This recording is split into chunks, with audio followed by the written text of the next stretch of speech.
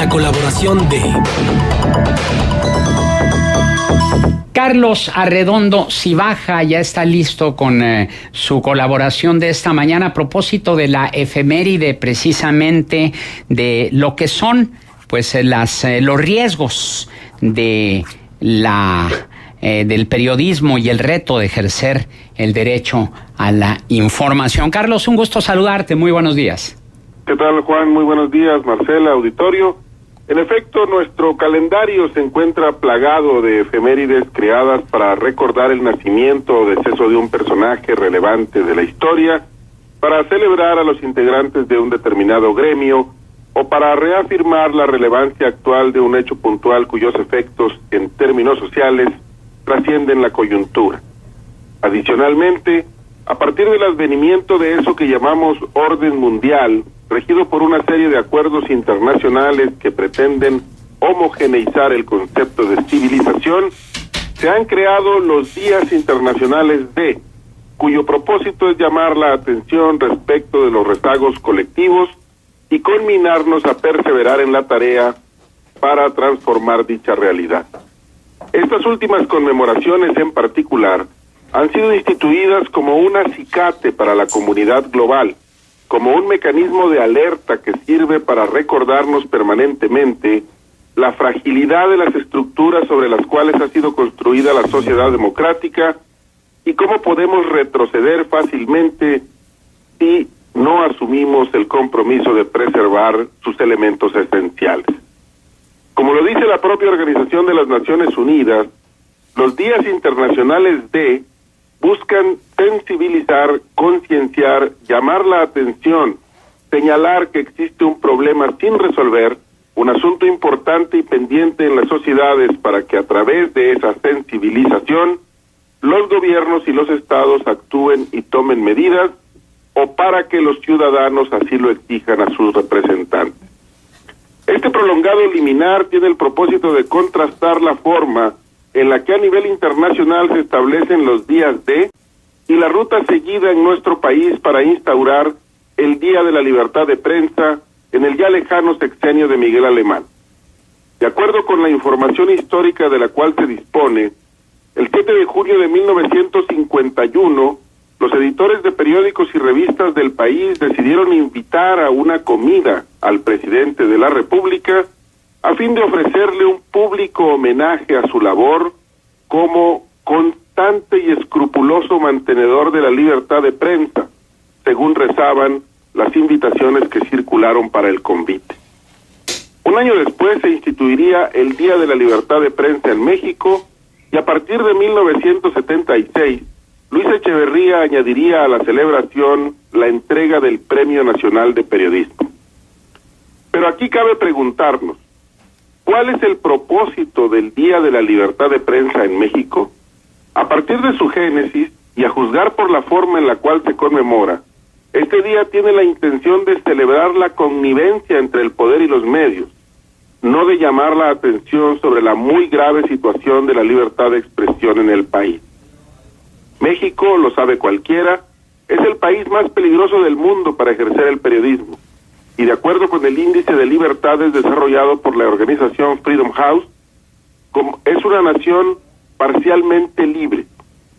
En México, los derechos políticos y las libertades civiles, según Freedom House, apenas se respetan y por tanto puede afirmarse que la libertad de prensa no existe.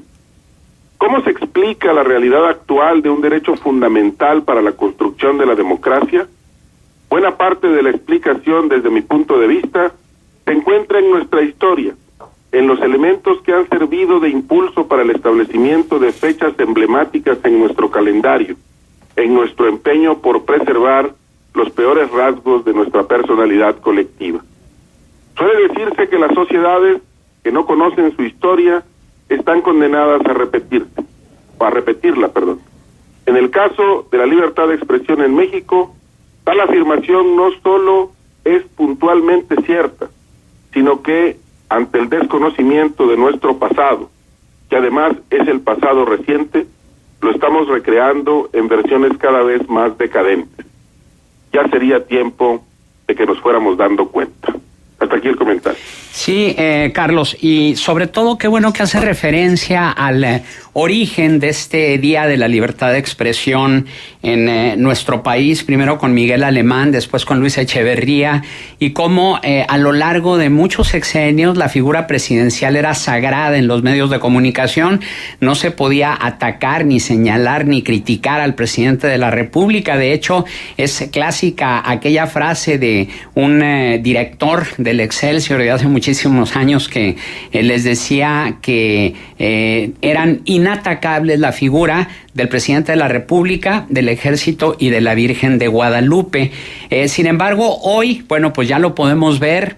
En cuanto a libertad de expresión, pues ya no es intocable la figura del presidente de la República, ni la del Ejército tampoco. Sin embargo, ahora son otros los peligros que acechan a la libertad de expresión. Digo, el dato de 80 comunicadores, 80 periodistas asesinados de 2010 a 2018, bueno, nos hablan de la situación que ahora ya no hay censura oficial directa, sino que ahora es una autocensura impuesta por el mismo crimen organizado.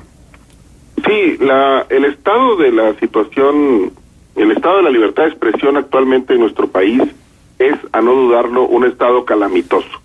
Me parece que vale mucho la pena revisar la historia porque allí encontramos un elemento fundamental para explicar, al menos en parte, la realidad actual. ¿Cuál es ese elemento?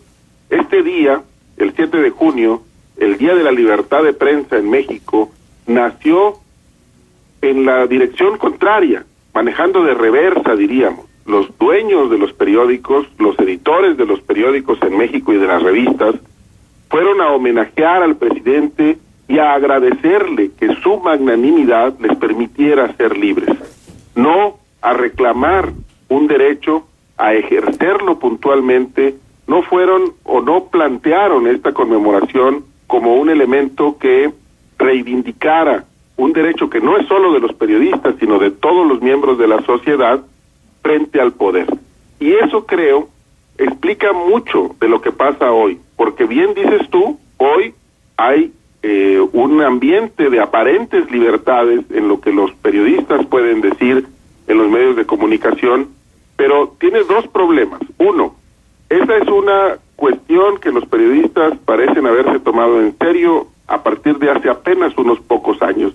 Hay que recordar, creo, en este devenir histórico que apenas en 2001 dejó de entregarse el Premio Nacional de Periodismo el 7 de junio para retomar la fecha que a nivel internacional se ha establecido para conmemorar el Día de la Libertad de Expresión, y que hace muy poco tiempo que realmente existe un ambiente de aparentes libertades. Pero además creo que hay que decir y hay que reiterar que es un ambiente de aparentes libertades, porque si bien las restricciones no son explícitas hoy, se utilizan medios indirectos, muchísimos medios indirectos, entre ellos el control de la publicidad oficial, para silenciar, para acallar, para maniatar a los periodistas y para mantener a la prensa en un estado de no libertad.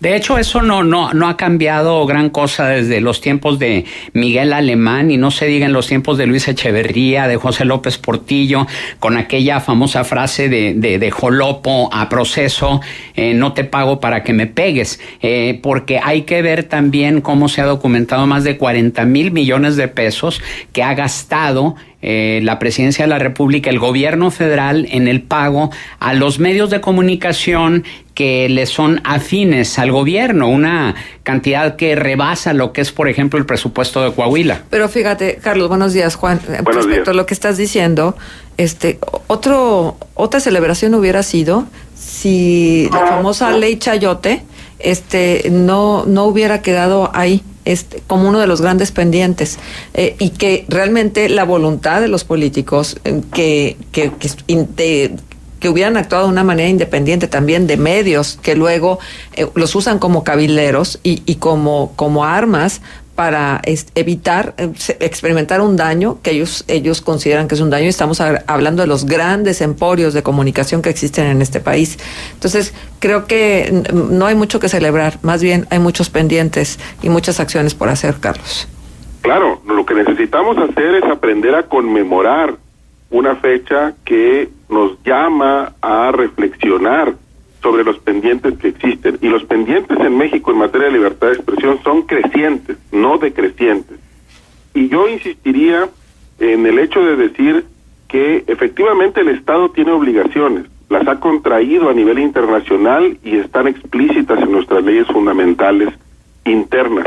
Pero también los ciudadanos, todos, los periodistas en particular, por supuesto, necesitamos ya comenzar a tomarnos en serio y no ver al Estado desde la perspectiva paternalista en que nosotros hacemos aquello que se nos permite solamente, que los derechos se nos conceden en lugar de que se nos reconozcan.